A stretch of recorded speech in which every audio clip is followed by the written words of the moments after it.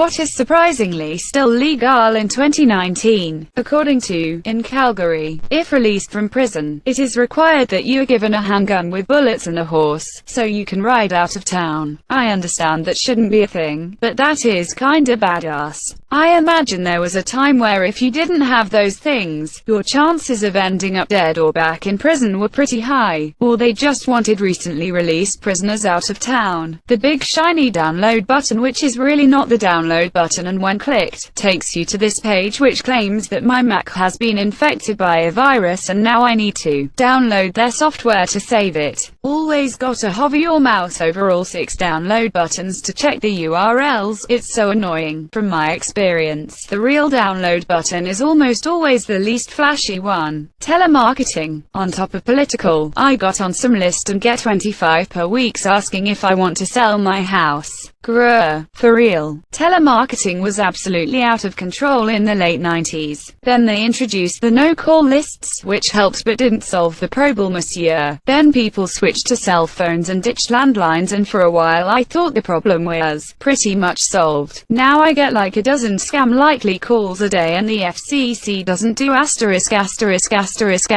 about it. I've cut down a lot of these by blocking numbers as they come in. Hasn't solved the problem obviously, since they're always new or fudged, but I'd say in 5 years of blocking they've gone down by 90%. Civil forfeiture, in which the government can take your assets if you're just suspected of a crime, under the pretense that said assets were related to the crime. Charges may never be filed, but the assets may be kept if you can't definitively prove that the assets were not involved in any crime. You essentially have to prove your assets' innocence in order to get them back. Guilty until proven innocent. Alright, you're innocent, but your asterisk is guilty AF. The argument is literally, we're taking legal action against your stuff. Your stuff doesn't have constitutional protections like people do. I know it says 2019, but Sweden just recently, 2016, made identity theft illegal. No joke. And in Sweden everyone's SSN is public information. Usually you just aren't interesting enough for someone to make a look up on you to find out your SSN. Edit. As someone else pointed out below, we don't have the same type of system like the US. We use YYMMDD4EX where they are unique to you and your dog. It isn't wheat the same, but the impact is essentially the same. As far as I am aware, your tax information is also public in Sweden. Legit, any Swedish national can go look at the tax information of another. Indeed it is so. You can also check who owns a car checking their plates. You can also find out if someone has been in court, what for, and what the verdict was. Only having 10 minutes with an attorney if you can't afford a lawyer. That is a budget problem and is really terrible. Public defenders' offices all over the country are overworked and underfunded. Not that it makes it okay, but that 10 minutes is better than nothing. Scalping, particularly the large-scale schemes perpetuated by Ticketmaster or artists in an attempt to make a few extra dishonest bucks. For a second I thought he meant taking the scalps of natives and turning them in for a bounty. Lol.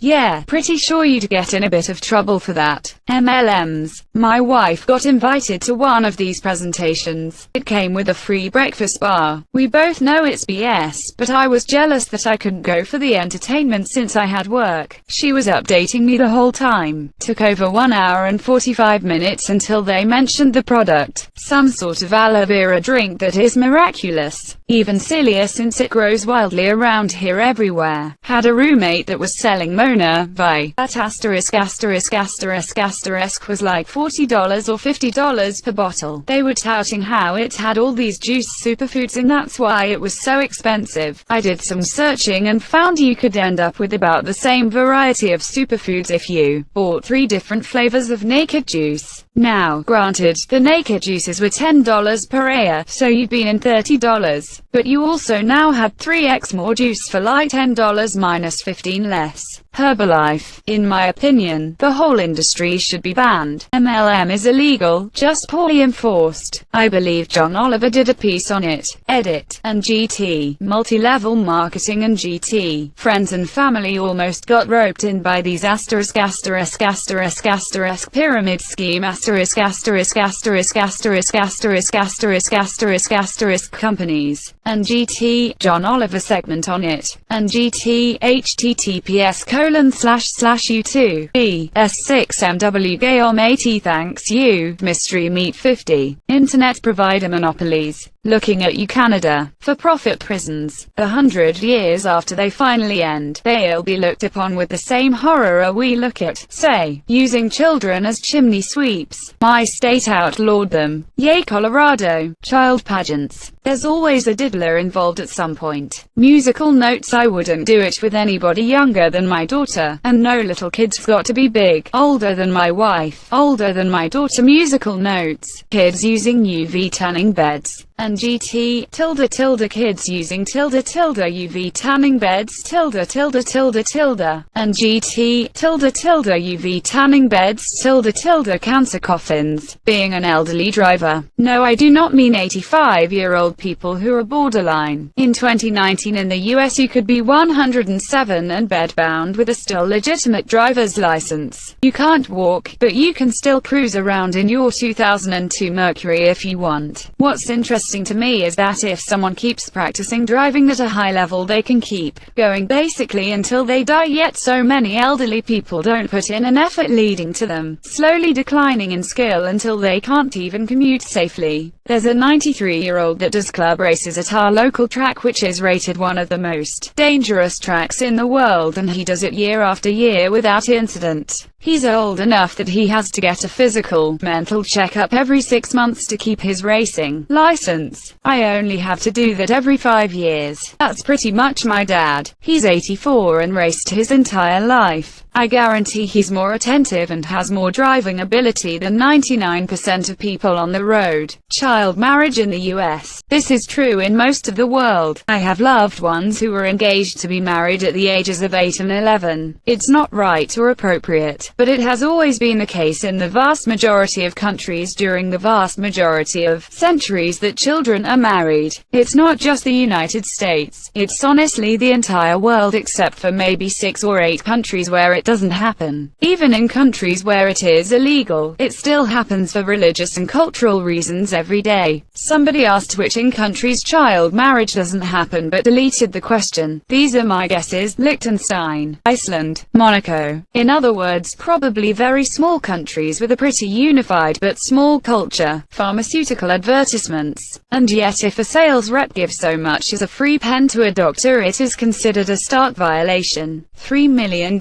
Super Bowl commercial advertising to beer-drinking 20 to 30-year-olds. Perfect. Wait, really? What about the free lunches every single day from the farm reps? Pugs. Breeding pugs. Those poor animals go through so much pain, literally living as suffering. Overbred, overmutated. There needs to be license or temp breeding ban on them, monsieur. Any breeding farms really. Pugs are just one of the more extreme examples. We adopted a pug after her owner died. She always had breathing issues and would get breathless after a few minutes walking. We gave her the best life we could and she lived to be 14, which is a pretty good age for a pug. Poor thing died of a heart attack in the end. Edit. I should also defend her previous owner. She was an unwanted pet and the owner took her in and cared for her. That pug was devastated when she passed away. Don't forget puppy mills. People want puppies, so pet stores buy pups and the ones that don't get sold are shipped off to the pound to make room for newer puppies. Using tear gas against enemy combatants. Illegal. Using tear gas against your own citizens. Totally legal. Well, presumably the tear gas isn't going to be followed by flamethrowers in one of the cases, but it's becoming harder and harder to say these days. While slavery is illegal, there is still a huge amount of things which we buy that are produced by slaves or by people paid a tiny wage, but who are essentially still slaves in all but name. I really wish that there was some kind of law in place to punish the sale of goods produced by slavery, child labor, or workers without adequate pay and adequate rights. Price gouging on life-saving meds, insulin, EpiPens, cancer drugs, etc. Bestiality is still legal in 10 states. Always wondered why the streetiality becomes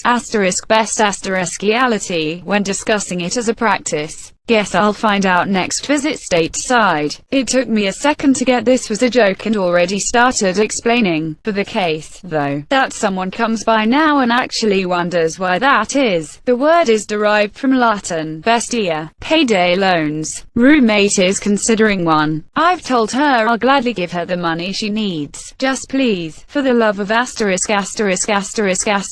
don't get yourself wrapped up in those. That $800 you need very quickly becomes $2,000 they demand. My dad actually got one of those loans from a title loan place. He gave them the title of his 3 to 4-year-old F-150 as collateral for a $1,000 loan with over 100% interest. Big Pharma charging 10x more for the same medicine in the US than the rest of the world. Selling a college textbook for $200 and then not binding it like a book. I just found out my statistics book has no binding, but is 3-hole punched. 900 papers unbound that they sold me, and had the audacity to expect me to buy a binder for a book. We have book bags. That's where books go. They shouldn't need a binder. They should already be bound. Good one. I believe college as a whole is a crime. What is worse than this is paying the same amount of money to rent an online-only textbook that you lose access to once the semester is over. Ads with fake X buttons. Smoking whilst having your kids in your car. I knew a dad who only opened his car window just enough to toss his ashes, and closed them in between cause this wind is bad for my neck. Meanwhile we were dying in the back. Daddy, daughter purity balls. Icky, icky, icky. From Wikipedia and GT. Wilson advises fathers to praise their daughter's physical attractiveness. I applaud your courage to look your daughter in the eye and tell her how beautiful she is. Participants are described as dates, and, according to Glamour magazine, could be mistaken for heterosexual romantic partners in the absence of information about their parent-child relationship. Nope, nope, nope, nope, nope.